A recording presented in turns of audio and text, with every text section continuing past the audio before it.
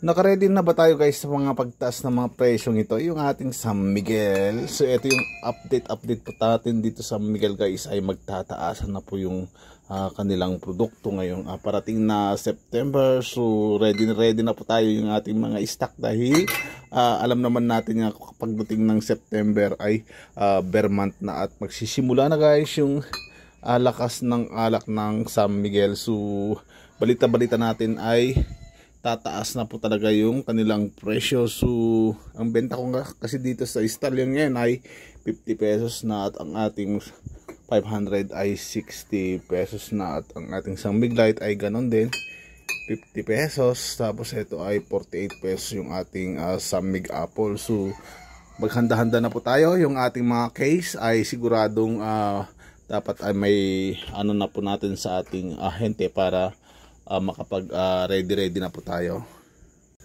Hello guys, nagbabalik na naman po tayo dito sa ating sari-sari store business guys, at medyo natagalan po tayo sa pagbabalik ng pag-update dito sa ating YouTube channel guys. At ito ay update lang po tayo dito sa mga presyo ng parating na San Miguel ngayong September ay talagang magtataasan na po yung ating produkto ng ating San Miguel. So bear month na guys at maganda ito, good news para sa atin. Medyo mataas po kasi ang total sales natin kapag September month, baka mga bear month.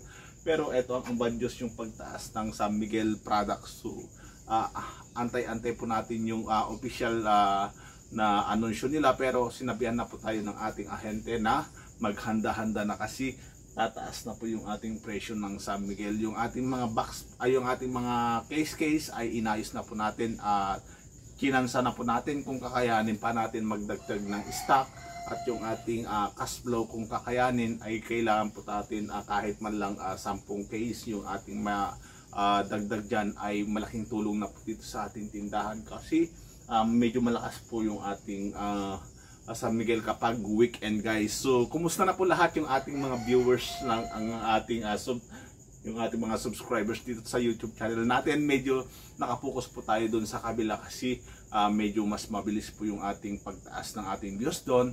Pero eto nga ang sinasabi ko sa iyo, tuloy-tuloy pa rin po ang ating malakas na bentahan dito sa ating tindahan ngayong pasukan.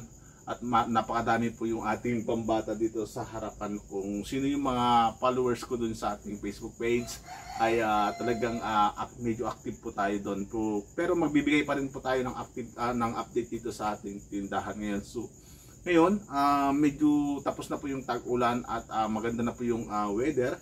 So yung mga customers natin ay tuloy-tuloy pa rin yung kanilang pagbebenta dito. So, ayun, medyo nalilit na po tayo magsara ng gabi yung ating mga deliveries.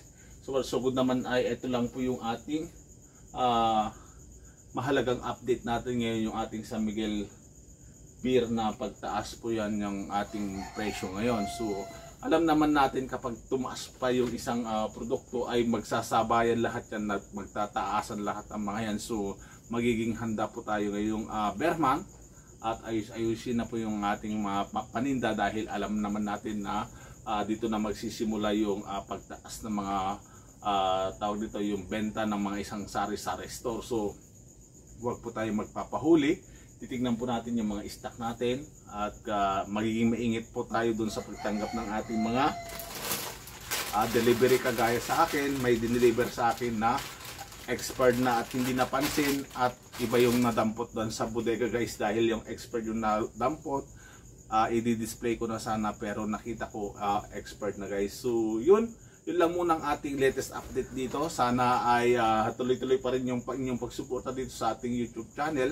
Sana ay lahat naman kayo mga katim kasari ko dyan ay makabenta ng marami at mag-ready na po tayo. Yung tulad ng aking sinabi ay mag-ready na po tayo doon sa San Miguel beer. So ayun po ang tips ko sa inyo na ibinigay sa akin na ahente na magtataasan na. So sana magiging handa po ang lahat. So hanggang sa susunod na vlog natin ulit, update lang po tayo guys.